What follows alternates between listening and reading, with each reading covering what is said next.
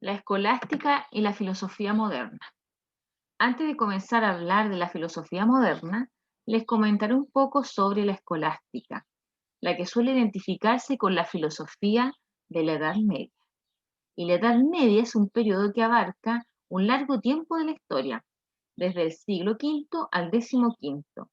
Se dice pues que la filosofía no existió durante todo este periodo, y en el siglo V se producen las invasiones de los bárbaros y todo lo que es cultura y con ella la filosofía permanecen por un tiempo sin relevancia. En los siglos VI y VII, en los monasterios de la orden benedictina, San Benito, el creador de la vida monástica, ha muerto el año 543 y se comienza con la labor de conservación de la cultura a través de la copia de manuscritos antiguos, labor indispensable para lo que será el renacer del pensamiento filosófico, pero que no constituye todavía filosofía. Y a finales del siglo octavo y en el noveno se da en la Edad Media lo que se ha llamado el Renacimiento carolingio. Carlomagno, preocupado por levantar el nivel cultural de su imperio, manda la creación de escuelas dependientes de los monasterios en que se empieza a enseñar el trivium, que incorpora la gramática, la retórica y la dialéctica, y el quadrivium, aritmética, música, astronomía y geografía. Y ya en este siglo tenemos, ¿cierto?, el primer filósofo conocido como escolástico, que fue Juan Scott Euler. El renacimiento carolingio se ve entonces perturbado por nuevas invasiones que destruyen los monasterios, pero la cultura vuelve a surgir en el siglo XI, donde podemos decir con propiedad que comienza la filosofía llamada escolástica. Podríamos decir entonces que la situación desde la cual el hombre filosofa es una situación cristiana, lo que no afirma con esto que todos los hombres hayan sido cristianos o que ahora no los haya, sino que lo socialmente es lo que socialmente se vive, ¿cierto?, en ese momento. Así las instituciones, las creencias comunes, los valores apreciados, el sentido de la vida aceptado y compartido, están todos impregnados de cristianismo. Lo que caracterizará este periodo será el problema de las relaciones entre la fe y la razón, las que pasarán por distintos momentos.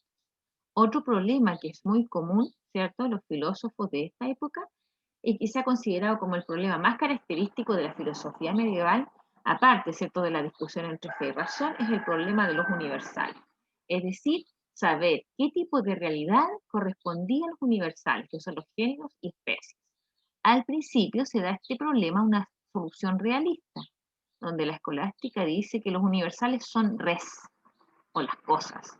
Ellas están presentes en todos los individuos. Y otra solución al problema de los universales es el nominalismo, para el cual los universales son solo nombres, no existen en realidad, puesto que en esta solamente hay individuos. En la naturaleza no hay nada universal, ellos existen en la mente y son expresados por la palabra. Por su parte, Tomás de Aquino afirma que la verdadera realidad es el individuo de una especie. Para Santo Tomás, los universales no son cosas, pero tienen fundamento en las cosas, por lo cual no son puramente nombres o algo mental. La filosofía escolástica entonces va caminando en general desde el realismo al nominalismo y se llamó escolástica a esta filosofía porque era la filosofía que se hacía en las escuelas de los monasterios y otras que funcionaban en las catedrales. Pero durante la Edad Media se fueron creando otros centros de enseñanza, los que fueron mucho más importantes para la filosofía y lo fueron las universidades, de las cuales la más famosa fue la de París, donde enseñaba San Alberto Magno y Santo Tomás de Aquino, entre otros. Fue protegida por papas y vista como el centro intelectual donde se pensaba y desde donde se expandía la teología. Hablaba el latín, que era la lengua culta de la época. La época de oro de la filosofía escolástica fue en el siglo XIII, el siglo en que vivió y enseñó Santo Tomás de Aquino, el siglo en que llega la influencia, ¿cierto?, de Aristóteles y de los filósofos árabes y judíos. Coincidente este florecimiento de la filosofía con toda una época de plenitud de la Edad Media, y es también el momento de la construcción de las grandes catedrales y en la época en que aparecen los grandes artistas, como por ejemplo Dante, ¿cierto? Este famoso escritor italiano, y el Giotto, ¿cierto? que es este pintor que se atrevió a pintar, ¿cierto?, de un modo realista e innovador. Y es en el siglo XIV que empieza la decadencia de esta filosofía. Se vuelve muy formalista, apartándose de los problemas reales, sentidos por los hombres. Sus escritos se hacen demasiado extensos, con excesos de distinciones sutiles, ¿cierto?, que no tenían real interés filosófico. Además coincide con la decadencia de la Edad Media, pues ya está dejando la sociedad de ser una sociedad cristiana. La filosofía responde, ¿cierto?, al ser y a las inquietudes reales del hombre. Por ello, ella seguirá en su evolución y veremos nacer una filosofía moderna, con otros supuestos, ¿cierto?, y búsquedas. Sin embargo, la filosofía escolástica seguirá presente en algunos filósofos modernos. Todavía es enseñada, ¿cierto?, seguirá siendo enseñada entre los siglos XVII y XVIII, y filósofos como Descartes, ¿cierto?, y Leibniz son educados en ella. Incluso hoy la filosofía tomista la llaman la filosofía perenne, ¿cierto?, la verdadera. Santo Tomás de Aquino, en su filosofía, constituye un importantísimo aporte al pensamiento occidental y que aún en nuestra búsqueda ha vuelto a fructificar en distintos planteamientos, como en Jacques Maritain, lo desarrollado especialmente en el aspecto de la filosofía política, ¿cierto?, y Etienne Gilson. Acá yo les resumí, ¿cierto? Busqué una imagen en la que pudiera resumirse, ¿cierto?, las vías de las pruebas de la existencia de Dios, ¿ya? Santo Tomás de Aquino, en la Suma Teológica 1 y 2, ¿cierto?, hace el resumen de los caminos, ¿cierto?, para fundamentar la existencia de Dios. Y la primera vía, y más conocida, es la que se toma partiendo del movimiento.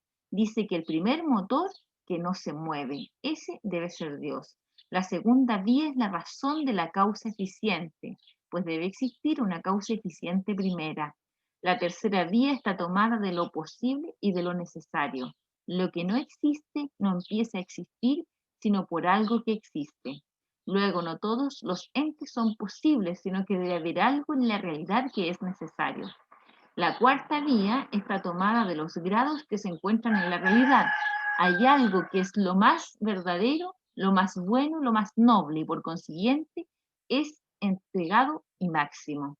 Y la quinta vía está tomada de la gobernación de las cosas. Hay algo inteligente, por lo que todas las cosas naturales se ordenan a un fin, y a esto lo llamamos Dios. Entonces, la filosofía moderna, con ella se va a producir un cambio en la historia. Deja de existir aquella unidad del mundo medieval, ¿cierto?, que se hablaba en latín en toda Europa, y que en esta estaba dentro de una organización política que era el imperio, y dentro también de una organización religiosa que era el papado. En el siglo XVII encontramos el nacimiento de dos grandes escuelas del pensamiento, las que son opuestas en muchos aspectos, pero ambas denotan un cambio en la manera de pensar y en el concepto que se tiene de la verdad y de la filosofía. Ellas son el idealismo racionalista, que nace en Francia con Renato Descartes o René Descartes, y el empirismo, que nace y se desarrolla en Inglaterra. El idealismo se centra en el sujeto que acepta la razón como fuente fiable de conocimiento, y como toda filosofía moderna, dar especial importancia al método para poder descubrir cuáles son las ideas verdaderas, ¿cierto? El método de René Descartes era, ¿cierto?, la duda metódica.